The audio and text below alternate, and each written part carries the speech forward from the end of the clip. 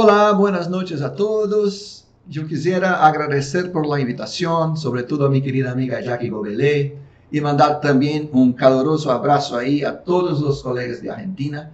Es un país que mucho me encanta, donde yo tengo amigos y hermanos muy queridos. Hoy día nos toca hablar un poco del papel de la endosonografía y también un poco de la colangioscopía en las colestasis. Bueno, el abordaje de la colestasis sigue clásicamente un algoritmo básico que empieza a partir de una buena historia, que debe incluir la investigación detallada del uso de drogas, laboratorio con enzimas hepáticas y serología para hepatitis virales, y también métodos de imagen más simples como la ecografía abdominal y la TAC, que apuntan principalmente a determinar el sitio de origen de la colestasis, o sea, si se trata de una colestasis intra o extrahepática.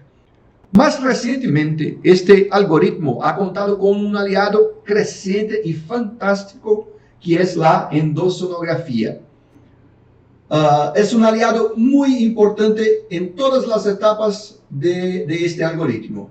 Aquí, en el territorio intrahepático, la endosonografía, por ejemplo, evalúa en alta definición el parénquima y la presencia de lesiones focales, las cuales se pueden también diagnosticar histológicamente con una punción por aguja fina, que es la FNA, y más recientemente también viene ganando espacio en la realización de biopsias hepáticas, especialmente con el advento de nuevas agujas histológicas que logran sacar tejido, y lo que pasó a llamar no más punción, sino que biopsia por aguja fina, la FNB.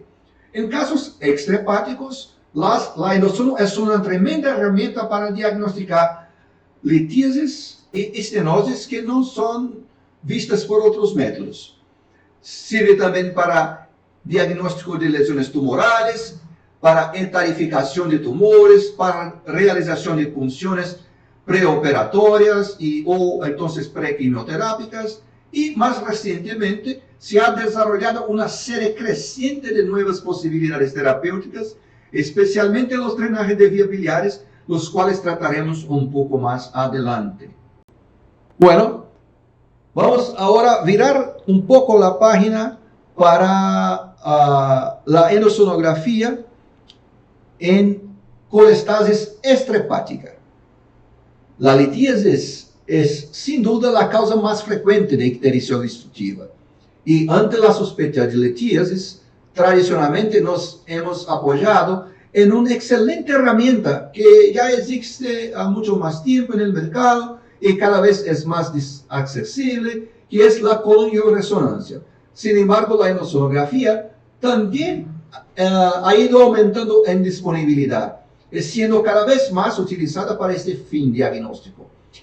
Cuando se trata de análisis comparativos entre estos dos métodos, la verdad es que la endosonografía tiene ventajas sobre la colangioresonancia, como se demostró acá en este metaanálisis de 2017, que de hecho es el único de la literatura que solo compiló el estudio llamados cabeza a cabeza, es decir, estudios de comparaciones directas entre los métodos. En el análisis agrupado de los 5 estudios incluidos, la sensibilidad de la endosono fue del 95% frente al 87% de la resonancia, siendo que la endosono es claramente superior para la detección de cálculos más chicos, menores a 5 milímetros, y también de barro biliar. Y el trabajo concluye que ambos los métodos son excelentes y que la endosonografía tiene así la precisión un poco mejor y la sensibilidad también un poco mejor, por lo tanto debe sí ser incorporado al algoritmo siempre que apropiado. A continuación, presentamos un caso nuestro de hace 2 meses de una paciente con pancreatitis aguda y ictericia 6 años después de su colestectomía, que tenía 2 TACs negativas previas. Y en la endosono podemos ver acá una vía biliar normal con 6 milímetros de diámetro, pero con una pequeña rotación en sentido antihorario. Mira lo que vemos. Un calculito ahí de 5 por 3 milímetros, no en el conducto hepático común, sino que en una vía paralela. Más exactamente, la inserción del muñón quístico funcionando así como un mini mirisi. Aquí la sombra acústica posterior y un poco de las válvulas de Heista caracterizando al ducto quístico. Otro caso reciente fue el de un hombre joven, alcohólico, anteriormente sano, que nos derivaron con la hipótesis de coledocolitiasis, porque tenía dolor típico, tenía ictericia, pero con imágenes previas no concluyentes. Entonces nosotros encontramos una vía biliar dilatada con una pequeña cantidad de barro biliar que posiblemente no se podría ver por ningún otro método. La vesícula estaba distendida también con barro y cambios sugerentes de inflamación pancreática crónica, un patrón heterogéneo. Veíamos también el conducto pancreático muy finito acá, sin individualizar el conducto biliar distal. Así que nuestro diagnóstico fue de una coledocolitiasis asociada a estenosis por pancreatitis crónica, que se confirmó en la CEPRE que realizamos 2 días después. Acá vemos el drenaje con barro biliar. Bueno, el otro gran grupo de causas de colestasis extrahepáticas son las estenosis. En la investigación de las estenosis biliares, lo primero que uno hay que tener en cuenta es que la gran mayoría, hasta un 85% de las estenosis, son malignas.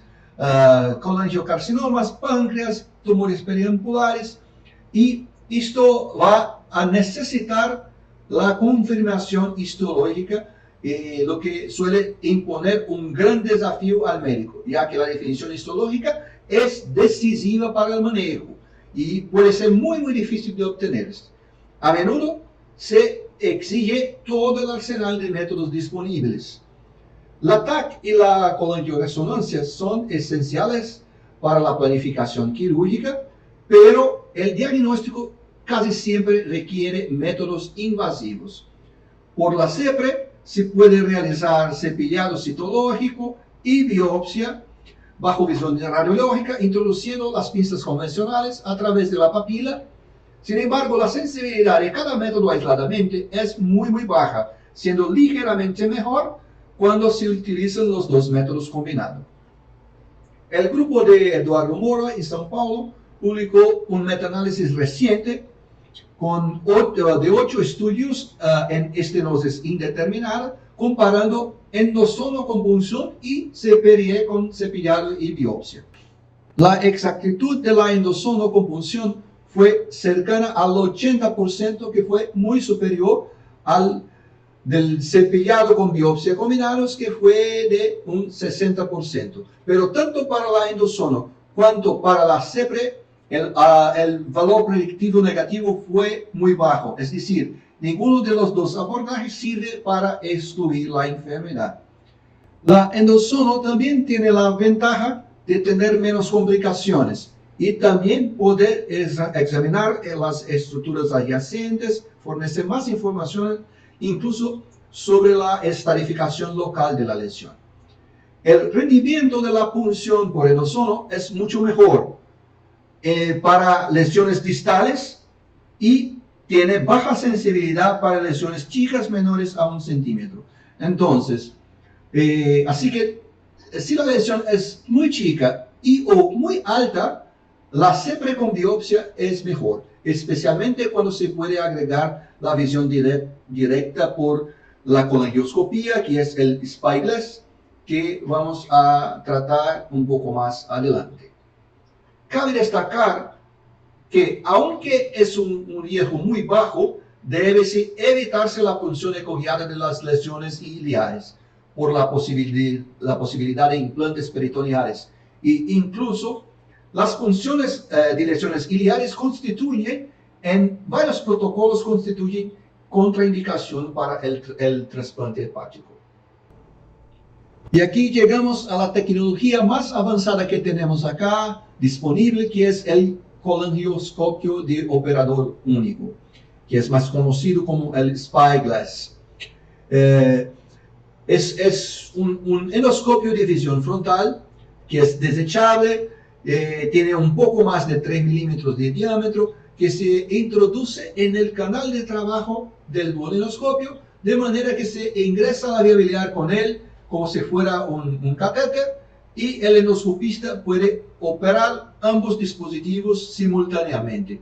Incluso tiene un canal muy delgadito, un canal de trabajo de 1,2 milímetros, donde es posible pasar sus accesorios, que incluye una pinza súper delgada de biopsia, que es el SpyBite. Aquí dos imágenes de tumores de estenosis, acá con la alambre-guía en la estenosis, y acá el SpyBite, que es la pinza de biopsia característica, haciendo una biopsia bajo visión directa del colangioscopio en el interior de la vía biliar. Los datos más recientes han mostrado una importante ganancia en el diagnóstico de las estenosis con la colangioscopía, especialmente en base a los hallazgos endoscópicos de las lesiones, que van a incluir formaciones papilares, ulceraciones, vasos anormales, el patrón de Pitts, cicatrices, entre otros. Entonces, la evaluación macroscópica ofrece una sensibilidad de 90% y una especificidad de 98% según algunos estudios. Así que, en base a esto, se publicó en 2020 la clasificación de Mónaco, que estandariza estos hallazgos, mejorando la concordancia intraobservador, que después de la estandarización se quedó en 70%. Entonces, la biopsia con SpyBite también ofrece una ventaja sobre otros métodos de obtención de tejido, pero aún con una sensibilidad muy variable en la literatura. Y las complicaciones son muy similares a las de la CEPRE convencional. Así que, en resumen, cuando hay sospecha de estenosis en la TAC o en la resonancia, seguimos a un algoritmo. Si la lesión es una sospecha de estenosis distal, se hace la endosono. Si hay una masa, se hace la punción. Si la punción es positiva, va al tratamiento. Si la punción es negativa, se hace entonces una CEPRE, si posible agregando la colangioscopía, el Spyglass. Si la lesión es proximal o iliar, la CEPRE se va directo a la CEPRE con biopsia y o cepillado, pudiendo, si posible, también agregar el Spyglass. Si sigue siendo negativa, entonces se debe considerar la endosono con punción. Aquí un otro caso en que la endosono fue fundamental para el diagnóstico.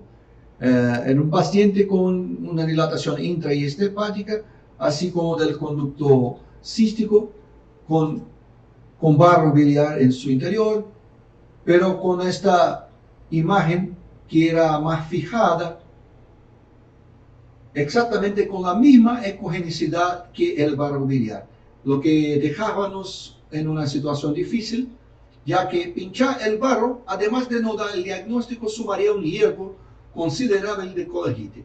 Pero al estudiar mejor la lesión con el Doppler, detectamos un vasonutridor y pudimos entonces pinchar la lesión de forma segura, dando el diagnóstico de un colangiocarcinoma y posibilitando así el abordaje quirúrgico. Otra situación peculiar de la colestasis extrahepática son las lesiones papilares. Las papilas tienen muchas variaciones en apariencia y a veces es difícil diferenciar entre una variante de una papila normal a una inflamada o a un tumor. Aquí el ejemplo de dos papilitis simulando tumor. Una bien abombada con mucosa conservada y otra con mucosa irregular, pero en ambos casos se trata solamente de papilitis nomás. Los tumores con infiltración intramural no son raros. A menudo causan solo abombamiento de la papila conservando la mucosa indemne. Por otra parte, hay también tumores que sí tienen superficie irregular, pero tienen cambios inflamatorios asociados y en ambos casos la biopsia suelen ser negativas. En estos casos, el rendimiento diagnóstico de la punción por endosono es muy bueno, oscilando en la literatura entre 88 y 100%. Además, la endosono es actualmente el mejor método para la etarificación local de los tumores periampulares, lo que es imprescindible para decidir entre una duodenopancreatectomía y una resección local, ya sea quirúrgica o endoscópica. Es de destacar también que solamente los tumores T1 pueden ser curados por una ambulectomía y la endosono ofrece una exactitud de 90% en afirmar que el T es mayor que T1 y también para detectar la invasión tumoral de los conductos biliar y pancreático y así contraindicar la resección local. Entonces, nuestro algoritmo en la sospecha de una lesión de papila es muy simple. Se hace una duodenoscopía con biopsia, si es positiva va al tratamiento, si es negativa, endosono. Si el paciente no tiene hallazgos clínicos, laboratoriales o en las imágenes, se sigue observando. Si es sintomático o tiene cambios laboratoriales o cambios en la misma endosono, se hace la punción.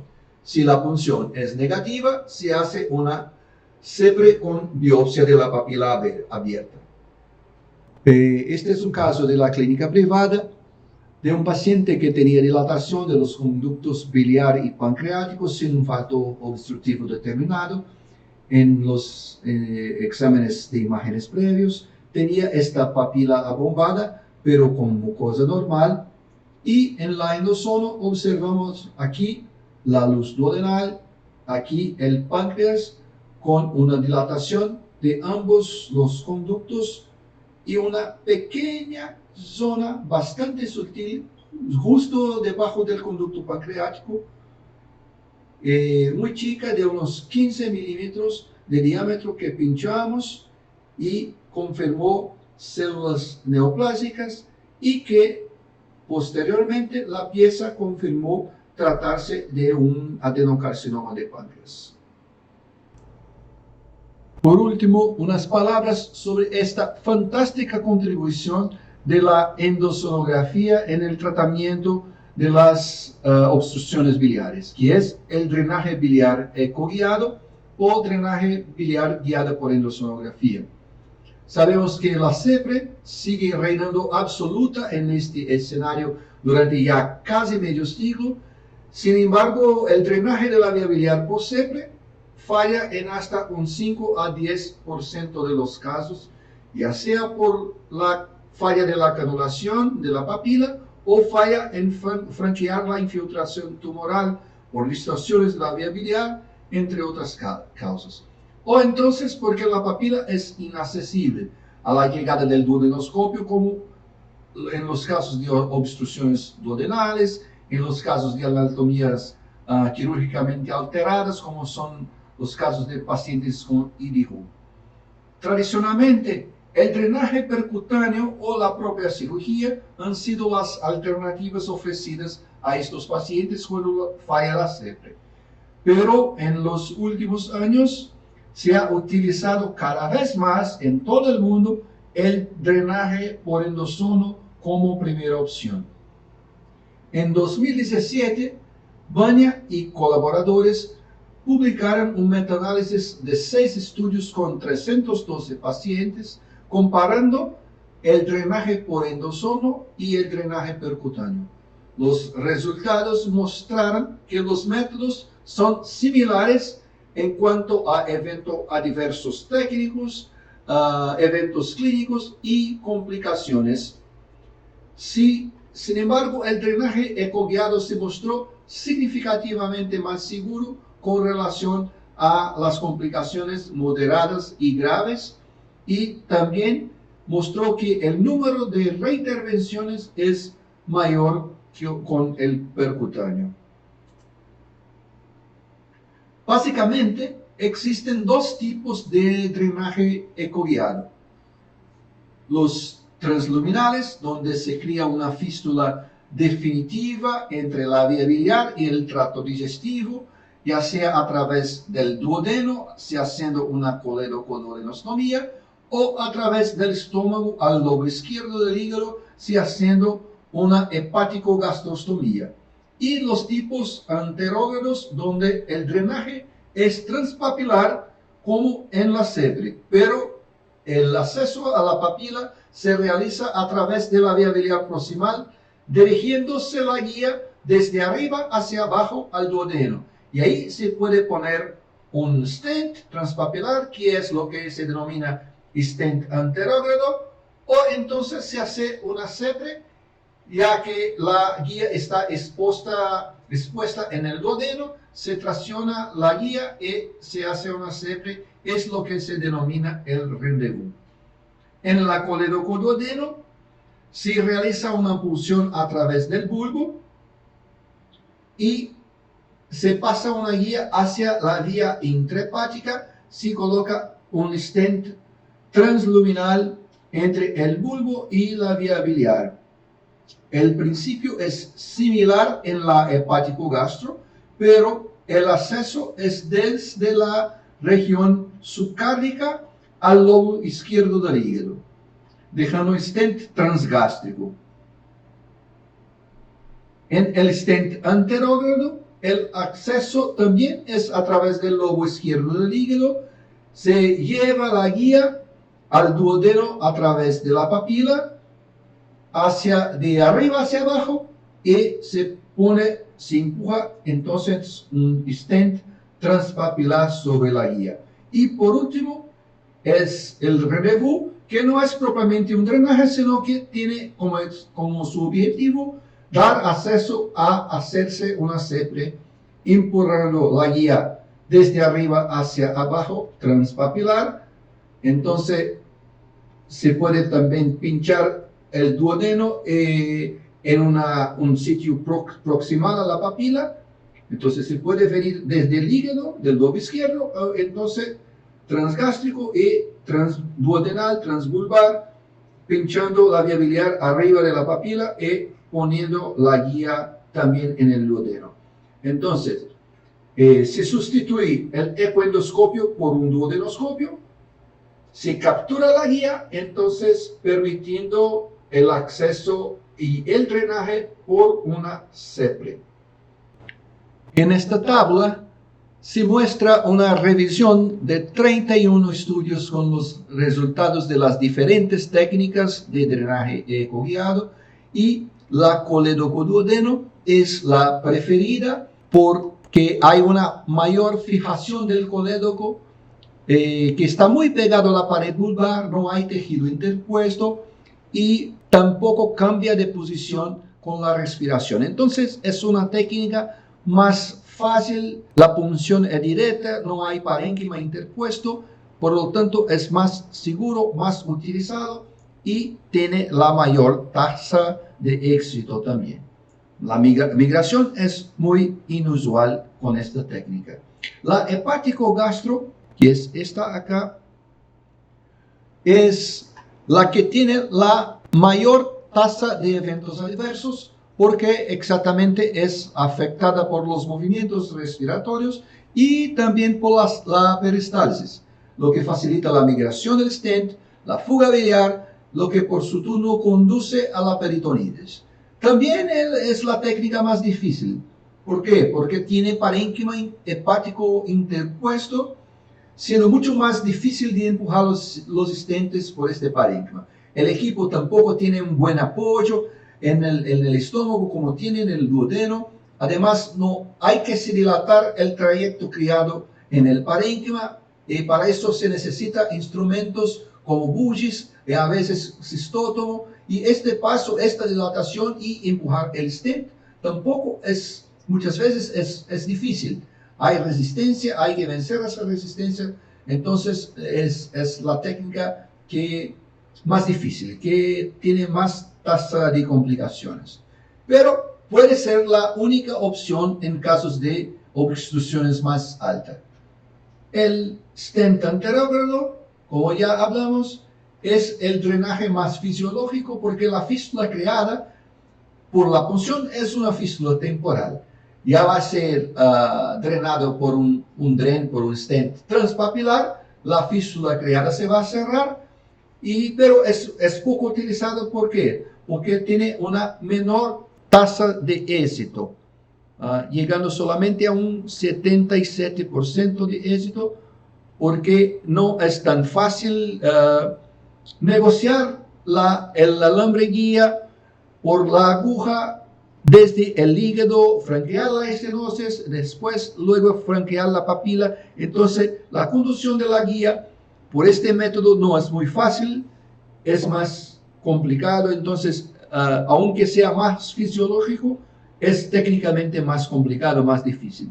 Y por último, el rendezvous, como ya decíamos, es más indicado para, no es un drenaje, sino que para habilitar el acceso a la sepre. Bueno, la tasa general de complicaciones con estos drenajes, independiente de la técnica, es considerada significativa. Es alrededor de casi 14%. Sin embargo, las más realmente que son realmente importantes, que son la fuga biliar y la perforación, juntas suman alrededor del 7%. Y estas complicaciones se reducen a menos que 10% cuando se utilizan las prótesis más modernas, que son las del tipo yo-yo, que ya vamos a hablar un poco más adelante.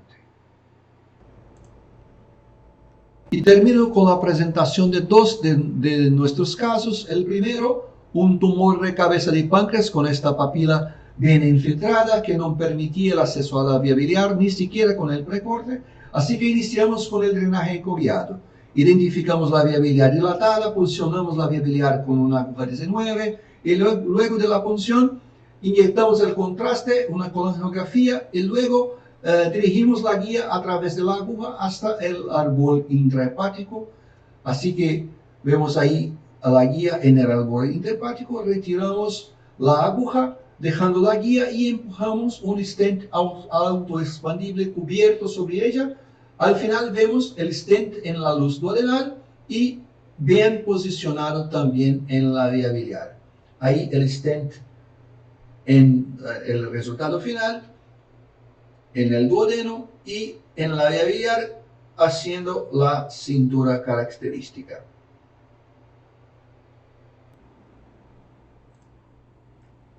En este otro paciente, la neoplasia era duodenal, muy avanzada y no permitía el paso del equipo a la papila, y afortunadamente en este caso utilizamos el sistema Axios con una prótesis del tipo yo-yo.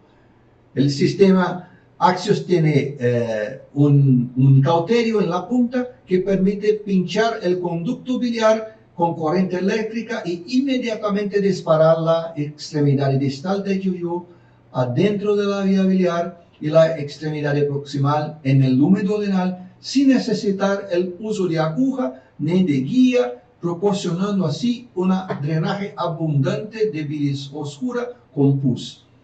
Después, con un catéter, contrastamos la vía biliar, pero siquiera necesitaba de este contraste, pero solamente para la conferencia que está en la vía biliar, y completamos el procedimiento ofreciendo el drenaje de un modo rápido y seguro al paciente. Bueno, es eso que yo quisiera compartir hoy día con ustedes. Termino diciendo que una de las cosas más preciosas de esta profesión es poder hacerse de amigos que van dejando sus huellas de enseñanza, de amor por donde pasan. Es así con los amigos de Santiago, es así con el doctor Navarrete, con la Jackie y con nuestra querida maestra, la doctora Cecilia Castillo. Mucha gratitud a ellos. Muchas gracias a ustedes también.